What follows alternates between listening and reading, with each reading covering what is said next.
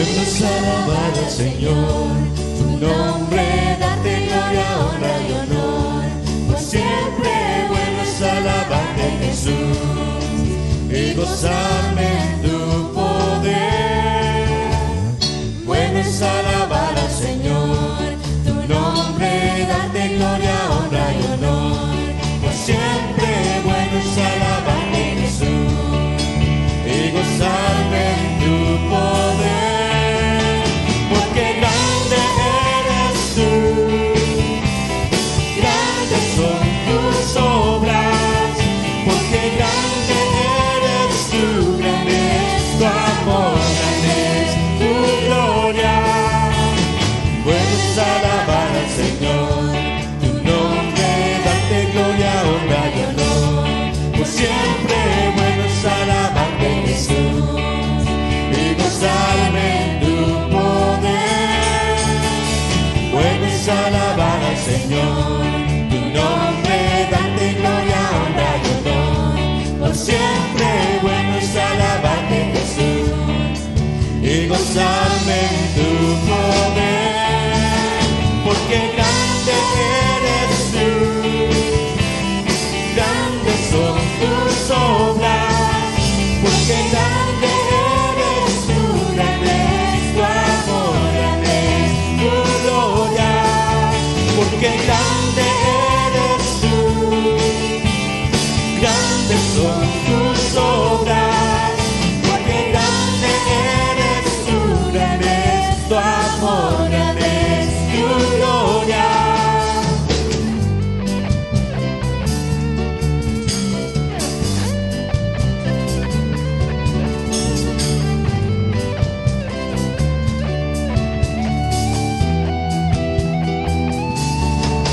Porque grande eres tú, grandes son tus obras. Porque grande eres tú, grande es tu amor, grande es tu gloria. Porque grande eres tú, grandes son tus obras. Porque grande eres tú, grande es tu amor, grande es tu gloria. Puedes alabarte, Señor.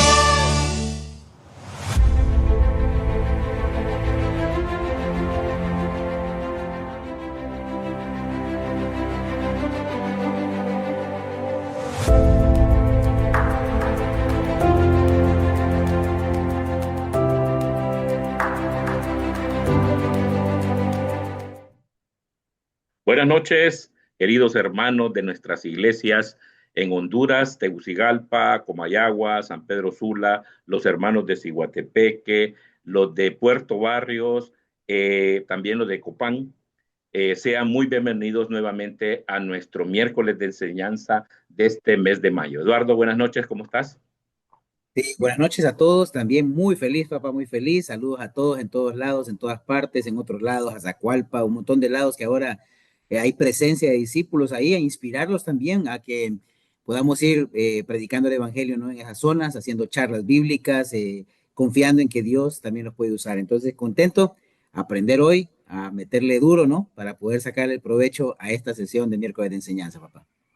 Claro que sí. Y hoy el tema es muy interesante y bastante amplio. Y es la continuación de nuestro miércoles de enseñanza de abril, es la continuación. Hoy tenemos un excelente tema que es, ¿existen errores en la Biblia? Ya lo habíamos visto en la semana, en el mes anterior. Y entonces, hoy vamos a abundar en toda esta parte de lo que es la inerrancia bíblica y algunos otros aspectos. Eduardo, tal vez nos puede decir algo de la clase pasada para pegarla con este nuevo tema.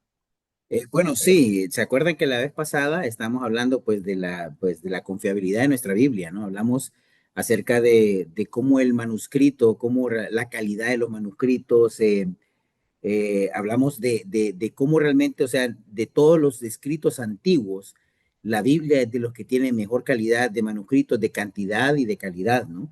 Y hablábamos de cómo Dios estuvo alrededor de su proceso, cómo que no fue un invento que decían todas las teorías de conspiración, ¿va? De que la Iglesia Católica había agarrado los libros que quería para... No, de hecho la Iglesia Católica también agregó nuevos libros, la Iglesia Católica Romana, porque el católico es universal, ¿no? No es es la Iglesia Católica Romana, tomó, ¿cómo se llama? Agregó los deuterocanónicos, que también no sé si alguno los ha Sí. podido leer, que son históricos, pero también los han tomado como un siguiente canon, ¿no? Como que no, pero para nosotros los protestantes el canon estaba claro, como lo estuvo desde un comienzo, desde el siglo IV, que lo pudimos ver ahí, ya había una decisión unánime referente a los libros que formaban de la Biblia, y había una conciencia, y nos dimos cuenta que no fue que ese día se reunieron en el concilio allá, y en el concilio empezaron a agarrarlos uno que otro, a ver, este me gusta, no, ya eran libros que eran considerados autoritativos dentro de las iglesias, y simplemente se depuró la lista para evitar que hubiera más cosas. Entonces, hoy vamos a hablar realmente de una continuación de eso, como bien lo decía mi papá, que es entender que, bueno, si el libro es inspirado por Dios, si tenemos tanta calidad, pero existen errores reales en la Biblia, realmente hay cosas que se contradicen, hay situaciones de números, de ciencia. Vamos a hablar un poquito de eso también, va a estar bastante bueno, pero no sé si mejor primero bueno, arrancamos con la oración y después nos vamos ya de lleno Sí. al tema, Vamos a ¿sí? orar para que entremos en materia. Señor y Padre Celestial, muchísimas gracias, Padre, por permitirnos reunirnos a través de este sistema para este miércoles de enseñanza para todas las iglesias de Honduras. Gracias, Padre, por darnos la oportunidad a nosotros de compartir lo que tú quieres de tu palabra.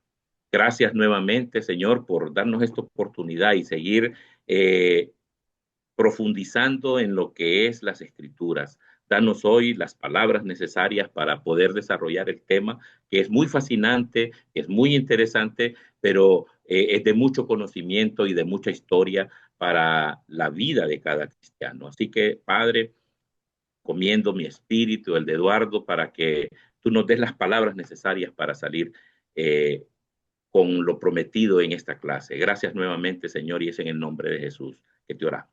Amén. Bueno, voy a compartir pantalla. Vamos a ver. Y aquí está. Sí la ven, ¿verdad? ¿La ves bien, papá? Sí, sí. ¿Existen errores reales en la Biblia? ¿Existe realmente eso? Entonces, me gustaría para que entremos en materia, vamos a ir, ahí puse como el investigador, ¿no? Imagínense ese hombre con esa lupa, con esa chaqueta, ¿no? Cuando es un detective, ¿no? Como encontrando los errorcitos, algo raro debe haber acá. Bueno, eso ha pasado y lo estábamos de hecho conversando con mi papá antes de empezar la sesión y hablábamos de cómo muchos enemigos se ha hecho la Biblia, ¿no? Porque es un libro que tiene un estándar moral alto también y desafía a las personas. Entonces, muchos se sienten incómodos con esa demanda, ¿ok? Pero entonces vamos a entrar, han dicho, bueno, hay errores, hemos encontrado errores, muchos han saltado, he encontrado la verdad, el error que demuestra que tu libro no es infalible, que tu libro no es inerrante. Hemos usado esta palabra, yo estoy tratando de ir primero con el tema error, y papá ya mencionó la palabra, pero la palabra correcta es inerrancia, es libre de error, no tiene error, pero a veces le dicen inerrancia y cuál es la tía de la rancia y empieza como, está como confuso, ¿no? De qué es la rancia y qué, porque los rancios, a ver qué, no, la inerrancia es libre de error también, que es una doctrina fundamental en la fe cristiana. Entonces, aquí hay una, papá, si querés, no sé si vos querés leer estos, ahí vamos a hablar un Correcto. ejemplo ahorita de los evangelios sinópticos, ¿no? Sí, estos son unos ejemplos de aparentes errores y contradicciones que tiene las escrituras. Vamos a leerlas. Primero está Mateo 8:28, dice, al llegar Jesús al otro lado, a la tierra de los ganadenos, fueron a su encuentro dos endemoniados que salían de los sepulcros violentos en extremo, de manera que nadie podía pasar por aquel camino. Esto es lo que dice Mateo. Marcos en 5:2 dice lo siguiente, al llegar al otro lado del mar, a la tierra de los ganadenos, cuando Jesús salió de la barca, enseguida se acercó a él entre los sepulcros un hombre con un espíritu inmundo. Entonces, ahora Lucas 8:27 dice, entonces navegaron hacia la tierra de los ganadenos, Gadarenos. está al lado opuesto de Galilea. Cuando Jesús bajó a la tierra, le salió al encuentro un hombre de la ciudad poseído por un demonio. Entonces, Aquí la diferencia es que Mateo dice que hay dos y Marcos y Lucas dicen que hay uno. La diferencia se considera generalmente una contradicción bíblica no irrefutable, pues, o sea, sino que es una variación del enfoque que detalla los relatos. Marcos y Lucas enfocan la prominencia. Es muy posible que ellos se enfocaran en el endemoniado más furioso, podría ser, o el que estaba más agresivo, y que se le llamaban legión, por eso lo tomaron así. Mateo ofrece un relato más completo porque él fue testigo presencial. Él sí fue testigo presencial y además de ser cobrador de impuestos tenía una forma muy peculiar de mirar las cosas y siempre las contaba y tenía un mejor panorama. También pueden haber propósitos narrativos, pues cada persona que está narrando el evento tiene su propio objetivo o la audiencia que él quería llegar. Mateo era para la parte de los judíos y los otros era para la parte de los gentiles. Eh, Al final no es una contradicción que no sea lógica, porque si hay dos que dice Mateo, pues uno existe, pues, o sea, no hay Claro, mucha diferencia. En resumen, la discrepancia en los evangelios sinópticos, sin embargo, no se considera un error en el sentido de una contradicción irreconciliable, sino que más bien una diferencia de enfoque en la amplitud, en detalle de cada uno de los relatos. No sé, Eduardo, si quieres excelente. comentar algo. Excelente, papá, excelente. Creo que claro, hermanos, miren, ahí, como decía mi papá, vemos, alguien puede decir, mira, no es tan precisa tu Biblia, porque aquí dice dos y allá dice uno, o sea, que está mintiendo, o mintió Mateo diciendo que eran dos, o mintió Marcos diciendo que era uno, porque queremos encontrar ese error. Cuando queremos buscar error, a veces, ponete a pensar a veces, papá, eh, te lo pongo así, nuestra iglesia no es perfecta, ¿sí o no? No es perfecta, evidentemente. Y si quieres encontrar errores en nuestra iglesia, alguien me dijo, mira, es que hay cosas que mejorar, hay como yo he encontrado unas cositas que mejorar. Bueno, he encontrado un montón todavía, le digo yo. No Sí, encontraste, he encontrado muchas más, te lo aseguro, te lo aseguro. Pero tranquilo, si queremos trabajar en eso y estamos abiertos a que venga y se una también el que quiera trabajar. Aquí, como mi papá bien lo dijo claramente, o sea, no hay ninguna contradicción porque la verdad encaja perfectamente, hay que armonizarlos.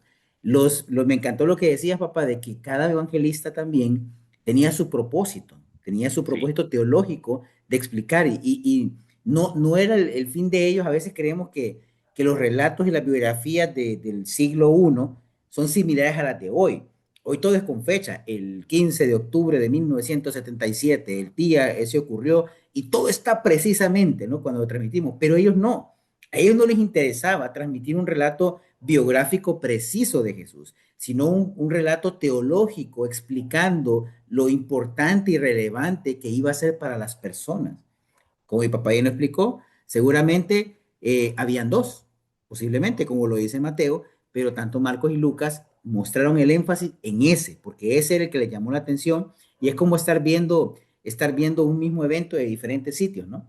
El que vio de este lado, todos ven el mismo evento, pero el que ve de este lado tiene una perspectiva, el de este lado tiene otra perspectiva y el que está por acá tiene otra perspectiva. Y cada uno cuenta la historia de la manera en que él cree que lo ve o él interpreta lo que está pasando. Es interesante lo que dice mi papá, excelente. Mateo, si era testigo presencial, Marcos está auxiliado por Pedro, ¿no? Pero no fue testigo presencial Marcos. Lucas era un investigador histórico también que fue preciso en lo que hizo, pero vemos acá esta diferencia. Y hay otra también, mira, Pam, excelente, me gustó cómo lo presentaste. sí, Por ejemplo, otros dicen, bueno, pero también hay datos en los reyes, en cuanto ven que el libro de los reyes y crónicas hablan de los mismos reyes, ¿no? De los reinados tanto de Israel y de Judá. Crónicas, evidentemente, pues de Judá, pero reyes es más amplio todavía.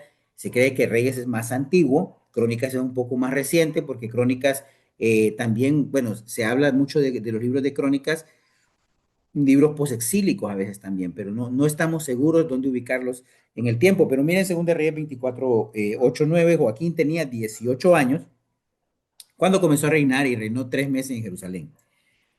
El nombre de su madre era Neusta, hija de Elnatán, de Jerusalén. Hizo lo malo ante los ojos del Señor conforme a todo lo que había hecho su padre.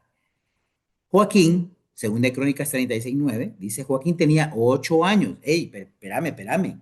Pero acá dice en Reyes, según de Reyes, que tenía 18 años. ¿Cómo es que Joaquín ahora dice que tiene 8 años? Cuando comenzó a reinar, y reinó 3 meses y 10 días en Jerusalén. E hizo lo malo ante los ojos del Señor. A la vuelta del año, el rey Nabucodonosor mandó que lo trajeran a Babilonia con los objetos preciosos de la casa del Señor y nombró a su pariente Sedequías rey de Judá y Jerusalén. Vemos acá, podríamos decir, aquí hay un error en tu Biblia. Aquí está, lo encontré, lo descubrí. ¡Wow! ¡Qué fantástico investigador con esa lupa y esa chaqueta de cuero buscando el error preciso! Pero no, la explicación para esto, de hecho, es bien interesante. La explicación para esto es realmente en las copias. Recordemos que nosotros no contamos con el manuscrito original, simple y sencillamente contamos con copias y una cantidad inmensa de copias, como vimos en la sesión anterior, pero los copistas habían pequeños detalles y habían pequeñas partes aún del lenguaje hebreo, en que fue escrito esos textos también, en los cuales podía haber un error de transcripción con el tiempo que se fue, digamos, llevando con el tiempo. Entonces, cuando vemos esto, por ejemplo, parece que Reyes, que dice que tenía 18 años, la palabra, según explican los expertos, en hebreo 18 está separado. Entonces, posiblemente en el libro de Crónicas, en esta parte, se pierde esa pequeña que dice 10 y queda con 8. Pregunta, solo seamos honestos. ¿Afecta lo que en algo contundente en nuestro entendimiento de lo que estaba pasando este error tipográfico de las copias, no del texto original? Pues no lo afecta en lo más mínimo. Porque el hecho es que Joaquín comenzó a reinar, reinó 3 meses, el otro le agrega 10 días. Pero bueno, la forma como medimos puede ser diferente, ¿no? Pero son 3 meses, tuvo cerca de 3 meses. Y en los dos escenarios dice, hizo lo malo a los ojos del Señor. Reyes da un poco de información diferente acerca de su línea genealógica. Y Crónicas habla más orientado hacia lo que está pasando en el exilio. No hay un error. En realidad es, tal vez, algunos lo han mantenido así porque las copias que usan como base para poder hacer la traducción para el español mantienen 8 años. Y el texto los textos antiguos encontrados dicen 18 años en Reyes y otros 8 años acá, aunque también han hecho algunas variaciones. Creo que vos me habías comentado algo, ¿verdad, papá, de esto? Sí, sí, fíjate que hay además de la error del copista, hay una que no es significativa, pero tenemos que mencionarla porque la gente lo va a venir asimilando. Se refiere a la corregencia. Algunos han sugerido que los 8 años podrían referirse a la corregencia con su padre, o sea que su padre estaba con él ahí en el reinado y los otros ya cuando él empieza a los 18 años a reinar solitario. Pero eso no es tan importante. Sí hay un detalle importante que al final lo tomé, que es la versión NBI ha corregido a 18 en ambas, en Reyes y en Segunda de Crónicas. ¿Qué es lo que ha pasado con esto? Han optado la NBI por armonizar el pasaje basándose en la erudición textual. Han considerado evidencia en los manuscritos más antiguos, como algunos manuscritos griegos de la Septuaginta o los siriacos, que apoyan la lectura de 18 en Segunda de Crónicas. Y también es consistente con la narrativa. Sin embargo, es importante reconocer que aparentemente la armonización de la NBI es una decisión editorial basada en la crítica textual que busca presentar lo que se considera una lectura más precisa, corrigiendo lo que a menudo se cree que fue un error del copista en el texto mesorético. Ese es básicamente, y yo lo revisé ya en mi NBI y ya está corregido a 18. Sí, estaba viendo, y de hecho tengo la Biblia textual acá también, y lo estaba revisando, y ya lo pusieron 18 también, porque la Biblia textual también usa otras fuentes, pero normalmente el que usa la traducción que se usó para, digamos, la mayoría de las Biblias en español, usan, por ejemplo, la Reina Valera sale todavía 8, creo 8. que las Américas también mantienen esta porque es la base, depende de la base con la que están tomando como referencia para la traducción, pero la Biblia textual, por ejemplo, que yo tengo acá, usa más fuentes como el Pentateuco samaritano, creo que eh, hay otras fuentes para el Antiguo Testamento que usan también para comprobar y así hacen el cambio también, como es la parte como de la que hablaba mi papá de la crítica textual. Hay otros papá también acá, por mencionar, vamos a mencionarles algunos, las diferencias, también que otros errores dicen que encontramos. Recordemos que es una sesión de unos 40 minutos, espero, 40 y tantos. Podríamos, no, podríamos pasar acá mucho hablando. Hay muchos libros, mucha lectura, mucha literatura que podemos compartirles, pero hay errores. ¿Cómo definimos un error? ¿Qué pensamos que es un error realmente? Porque pensemos a esos que nos han atacado. ¿Verdad? Que hay gente que ataca la Biblia eh, y siente un recelo contra la Biblia por el mismo, porque es un libro histórico de una altísima calidad. Y yo te digo, yo te lo voy a poner así. Cuando sos bueno en algo, la gente te va a envidiar también. La gente se va a veces a sentir eh, opacada. Y ese es el efecto de la Biblia. Cuando algo es tan bueno, cuando algo irradia tanta luz, cuando esa luz me opaca mi vida, evidentemente, para algunos eso va a ser una amenaza.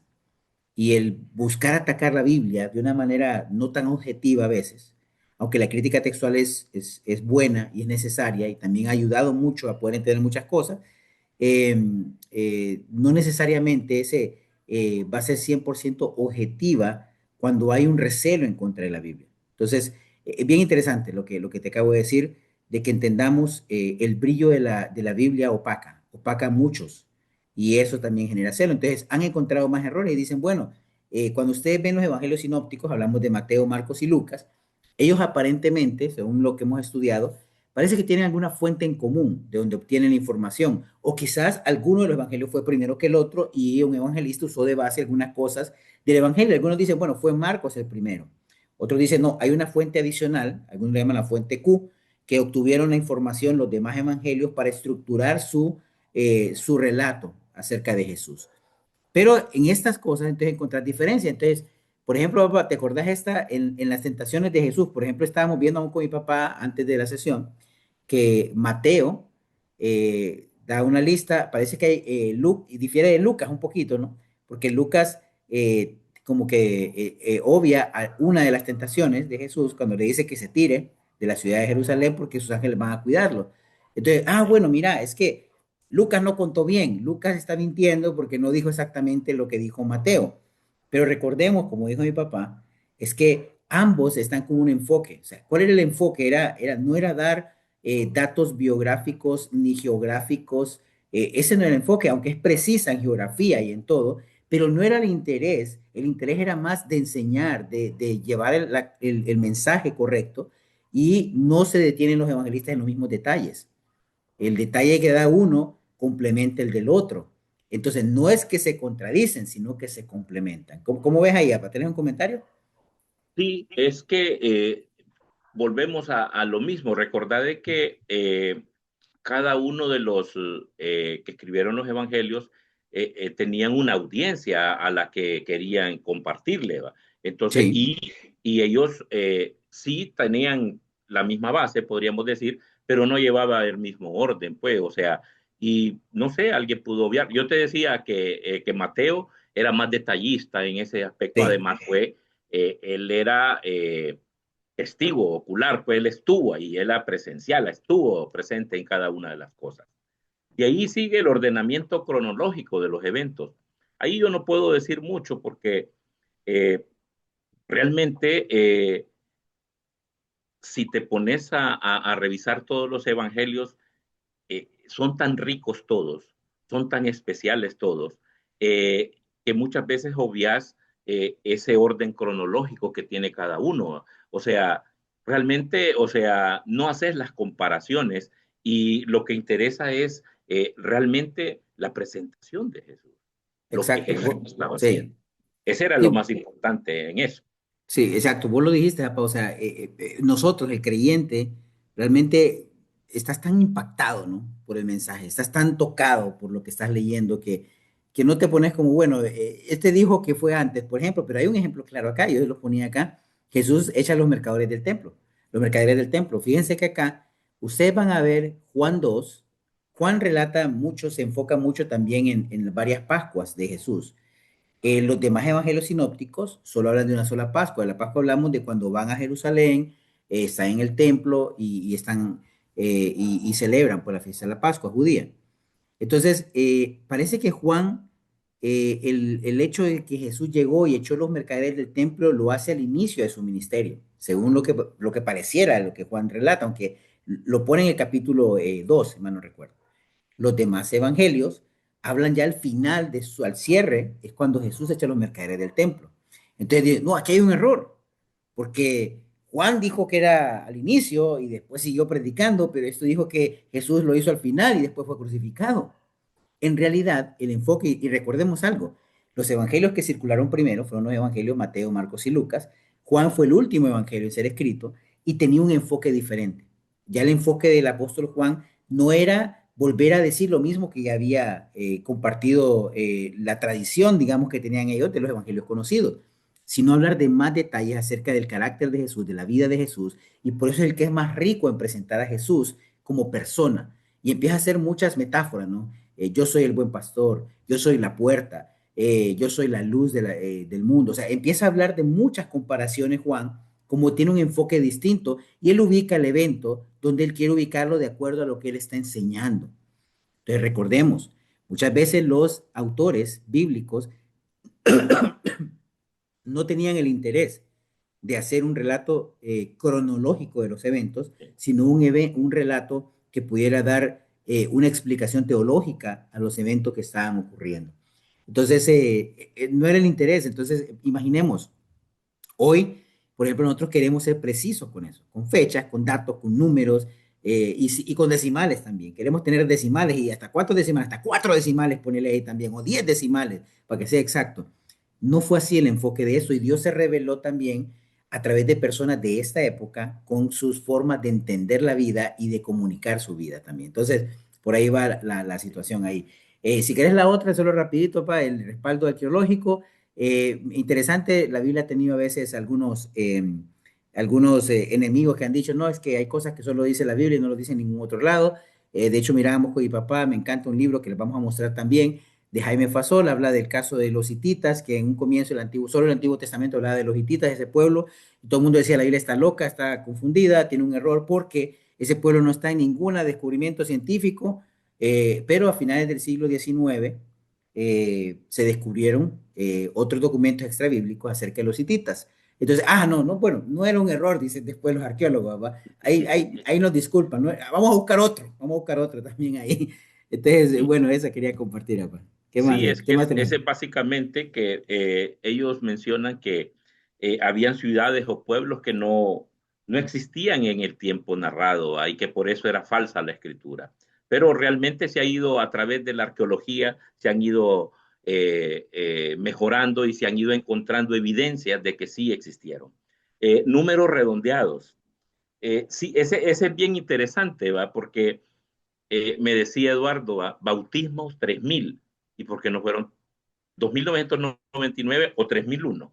¿Cómo Sí. lo fueron a contar exactamente? Y de hecho, estaban hablando de cómo era posible que se hubieran bautizado los 3000 de acuerdo a los pórticos que había, las fuentes de agua para bautizarlos y haciendo números ahí, pero se bautizaron 3000, dice la palabra.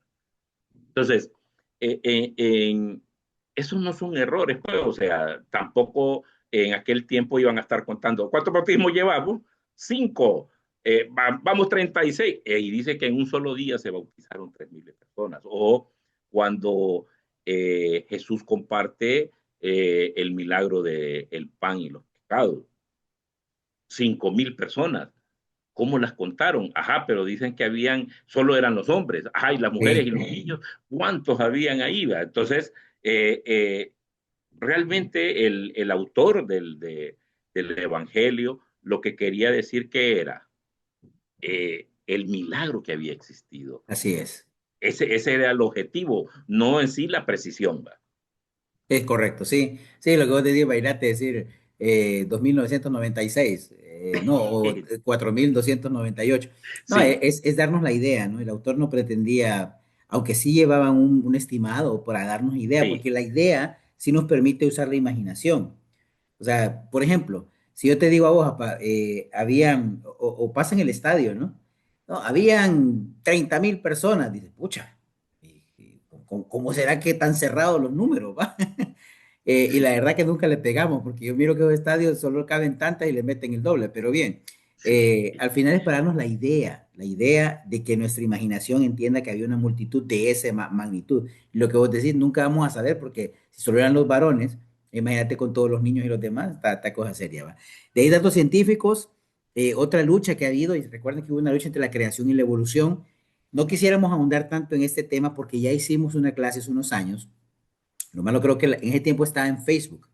Y cuando transmitíamos a través de Facebook miércoles de enseñanza, pues estamos hace años, estuvimos ahí con José Carlos Alanís. José Carlos Alanís es bueno, era, porque nuestro hermano José Carlos, que era maestro de la Biblia en la iglesia en México, falleció, y bueno, ya está con el Señor.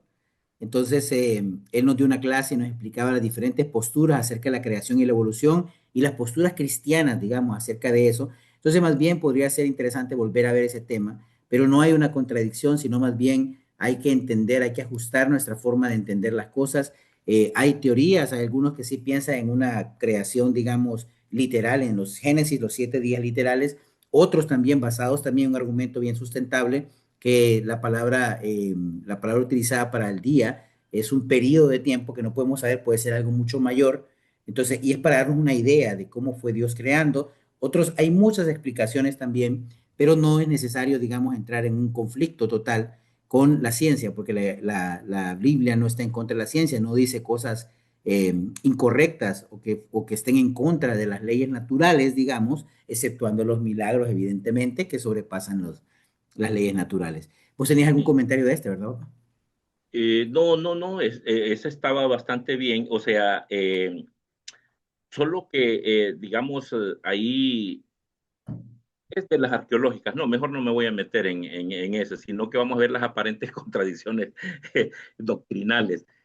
Básicamente esta es la última y estas, o sea, las definen por errores, pero realmente no son errores. Eh, Fíjense que, digamos, entre fe y obra, Pablo habla mucho de la fe y si tenemos fe, por añadidura vamos a hacer las obras. Pero sin embargo, en Santiago habla de las obras, que son importantes porque una fe sin obra, dice, no, es muerta, es una fe muerta. Entonces, ahí posiblemente los enemigos de la Biblia buscan una posible contradicción, pero no hay contradicción. Realmente yo creo que Pablo está en lo correcto y Santiago también. O sea, Sí. cuando nosotros tenemos fe, las obras van a venir fácilmente. O sea, y realmente una fe sin obras, si nosotros no presentamos lo que realmente somos, realmente tenemos una fe muerta. Así Entonces, es. básicamente eso, Eduardo.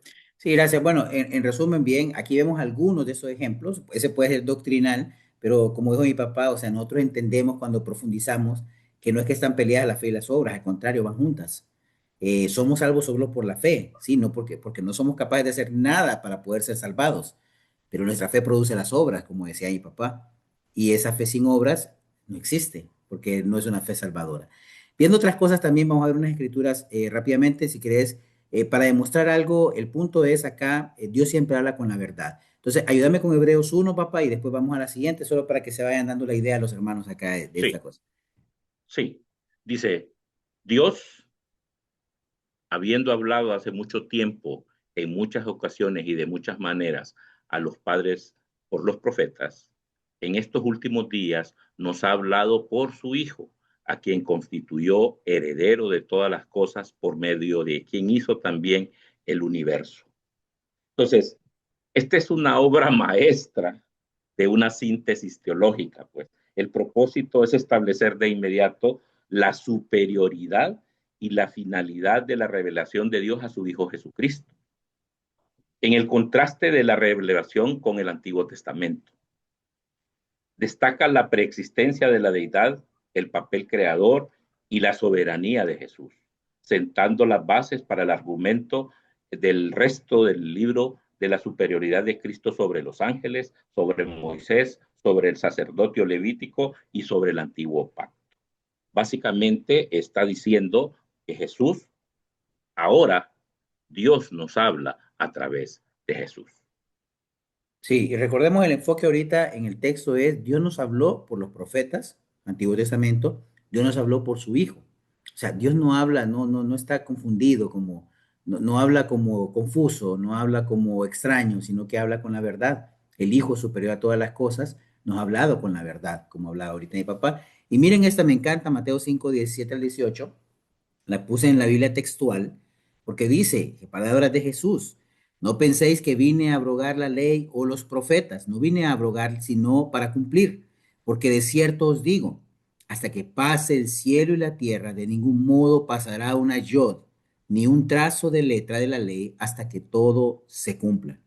Me encanta la textual, también a veces mantiene ese lenguaje un poco antiguo también, pero vean la elegancia con que lo presenta y me gusta porque dice, hasta que el cielo y la tierra, hasta que pase el cielo y la tierra, de ningún modo pasará una yod. ¿Qué era una yod? Otras versiones, como las, creo que la NBI y las demás, una tilde dice. La yod era la letra más pequeña del alfabeto hebreo.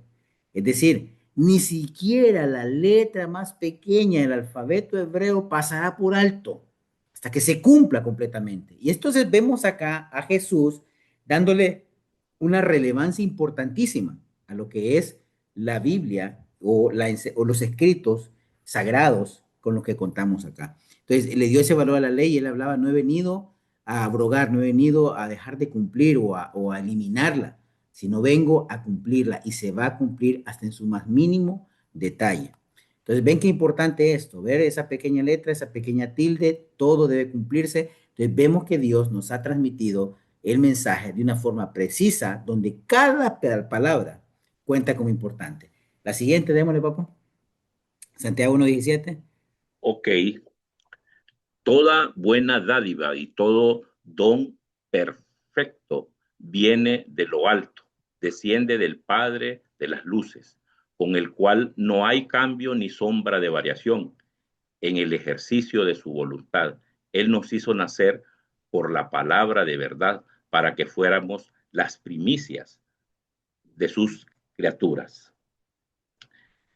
Santiago 1:17 es un pasaje lleno de esperanza, de verdad, celebra la bondad, inmutabilidad y la soberanía de Dios, quien en su propia voluntad, a través del Evangelio, nos da el más grande, para una nueva vida con Él. Cuando habla con el cual no hay cambio ni sombra de variación, esto afirma y destaca la inmutabilidad de Dios. Dios es inmutable.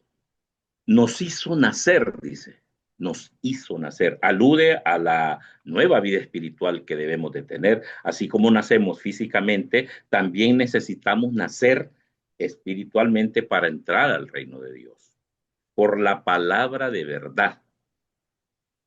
La palabra de verdad es el Evangelio, es el mensaje de la salvación a través de Jesucristo, es a través de la proclamación y aceptación de la palabra de Dios, y la regeneración de nuestro corazón por parte de Dios que vive en nosotros mismos. Y Él es capaz de impartir esa vida espiritual que necesitamos cada uno de nosotros. Sí, y bueno, Dios habla con la verdad, hermano. Dios no está variando, Dios no está cambiando, Dios no tiene sombra. Él habla con la verdad, es lo que queremos demostrar en este pasaje. Y tal vez me ayudas con esta, esto es importante, este libro nos encanta, es un libro que lo recomendamos altamente, con precisión. De hecho, aquí lo tengo, mira, ahorita acá es el mismo que está ahí, de Jaime Fasol, que es una forma de explicar acerca de cómo interpretamos la Biblia. No sé si la puedes leer ahí, apa, con precisión, qué es lo que dice Jaime Fasol de la inerrancia bíblica. Ok, ¿qué es lo que se afirma? Cada palabra de los manuscritos originales de las escrituras está exenta de error, de toda error de la clase que sea, dice. O sea, oiga bien, no tiene errores. ¿Qué significa la inerrancia? es la afirmación de la confiabilidad y la autoridad absoluta de la Biblia, como la palabra de Dios. Para quienes la sostienen es un fundamento vital para la teología de la vida cristiana, asegurando que pueden confiar plenamente en todo lo que Dios ha revelado. Recuerden, la inerrancia solo es en los textos originales. Las copias sí pueden contener errores. Así es. Entonces, bien, aquí les doy un esquema rápidamente para que entendamos cómo llega nuestra traducción, porque esto es importante. Ya nos estamos quedando un poquito cortos de tiempo, queremos hacerla siempre dinámica, pero digamos, tenemos el autor divino es Dios. Dios viene y él inspira al autor humano para poder crear los textos originales. Entonces, los textos originales son el producto real, inspirado e inerrante. Aquí viene el proceso, autor divino, autor humano, textos originales, pero después de esto, porque no se pudieron preservar ni se pueden preservar durante tanto tiempo, entonces se crearon copias. Y existen múltiples copias en la cual la crítica textual elabora el contenido o reconstruye completamente a través de diferentes copias cuál era la palabra correcta. Por ejemplo, si en este manuscrito hay una palabra acá, pero 10 manuscritos dicen algo diferente, ¿qué es la lógica? Que los 10 manuscritos puede ser que sean los que están mejor acertados, pero tratan de analizar y de armonizar esto. Entonces, con esa crítica textual obtenemos el texto en el idioma original. Entonces, crean el texto ya sea en griego, en hebreo o en arameo. Son los tres lenguajes que podemos encontrar en la escritura. Y con esos textos, entonces ya a partir de ya tenemos compuesto el texto en griego, en el Nuevo Testamento, o en hebreo, en el Antiguo, y a partir de esos documentos hacemos la traducción al español y hoy tenemos la Biblia en nuestra mano. Así es como es, hermano. Esto es lo que pasa, todo el proceso que Dios ha hecho para que usted pueda tener una Biblia. Ame la Biblia, disfrute la Biblia, goce la Biblia, llénese de la Biblia, porque esto es un proceso impresionante durante mucho tiempo. Entonces, compartamos esta, papá, y vamos a hablarle ya después de la declaración importante, algo que ha ocurrido también acerca de la inerrancia. La inerrancia es la pregunta es, ¿la inerrancia es una doctrina central o periférica? Recuerden lo que hemos estudiado, las doctrinas centrales y las periféricas. Dice Fasol, es absolutamente fundamental porque es lo que Jesús y los apóstoles creían. Oigan bien, es lo que Jesús y los apóstoles creían. Una vez abandonada la inerrancia de todas las escrituras, el creyente se ve obligado a buscar otro fundamento sobre el cual basar sus creencias y el comportamiento. Si no es inerrante, si tiene errores, entonces la gente busca lo que no tiene errores. Va a ir a buscar otras cosas. Si una Biblia inerrante, sin una Biblia inerrante, el creyente carece de autoridad divina y absoluta en su vida y se expone a los caprichos y exigencias de su propia naturaleza pecaminosa y de la sociedad en que vive. Ese es el problema que tiene la Biblia, que es perfecta, es correcta, y esos principios morales que los da la Biblia no los da nadie más. Y por eso es que muchas veces la gente la ataca, para poder vivir como ellos quieren y no como dice la Biblia. Excelente, excelente, papá. Eso me encanta. Fasol tiene una claridad. Él es un hombre que apuesta mucho a la inerrancia bíblica. Y miren qué interesante. En la historia, tal vez no voy a ahondar mucho, pero se ha dado una transformación y ha empezado a haber hubo una teología liberal, sigue habiendo. Y cuando hablamos de una teología liberal, empezaron algunos a decir, bueno, la Biblia, digamos que sí es un libro de inspiración divina, pero no es precisa en algunas cosas, a un creyente, estamos hablando de creyentes, hermano. Y empezaron como a aflojar un poco en ese tema. Y se volvió como la idea, la Biblia es la palabra de Dios siempre y cuando pues el creyente lo sienta en su corazón, subjetividad. O empezaron a haber otras ideas, formas de pensar. Pero a partir de 1978 se hizo lo que se conoce como el Concilio de Inerrancia Internacional de Inerrancia Bíblica. Yo he compartido esto en otras clases también. Y empezaron a escribir un documento de, creo que 19 artículos, si mal no recuerdo, ahí está la foto donde están firmando, más de 200 y pico de pastores, teólogos, decanos de universidad, hombres piadosos, conservadores también, donde hicieron una declaración referente a estos ataques que le habían hecho a la Biblia como una defensa. La pueden leer completa, aquí les traje solamente tres para que los leamos y miren lo que dice el artículo 2 de esa inerrancia, esa declaración de inerrancia bíblica. Artículo 2, la escritura y la tradición. Afirmamos que las escrituras son la norma escrita suprema por la cual Dios ata la conciencia y que la autoridad de la iglesia está subordinada a esa escritura. Negamos que los credos de la iglesia, concilios o declaraciones tengan una autoridad más grande o igual en autoridad a la Biblia. Lo que está diciendo acá, decían, o sea, nada supera la Biblia. La gente tiene sus credos, tiene sus creencias. Los católicos romanos tienen sus concilios, tienen su infalibilidad papal, tienen sus ideas y ellos creen que la Biblia está sujeta a la iglesia, lo que hablábamos en la clase anterior, como porque la iglesia es la que definió la Biblia. No, no, no. El pueblo de Dios ha definido lo que es autoritativo, pero autoritativo por encima de cualquier cosa, de cualquier ser humano. Entonces, esta es una parte fundamental y nos encantó compartirla porque es algo que necesitamos entender. No hay nada que esté por encima de la Biblia, ni un libro secular, ni un libro particular, por muy bueno que sea, supera lo que tenemos ahí. Todo está subordinado a la escritura. Y en la siguiente, que mi papá la va a leer, es una respuesta porque los teólogos liberales decían, es que el lenguaje humano no es, no es preciso, no es correcto para poder transmitir una verdad tan divina. Pero también entonces sacaron este artículo para dar respuesta también a ese tipo de ataques también. Apa. Dale. Los 4, lenguaje humano.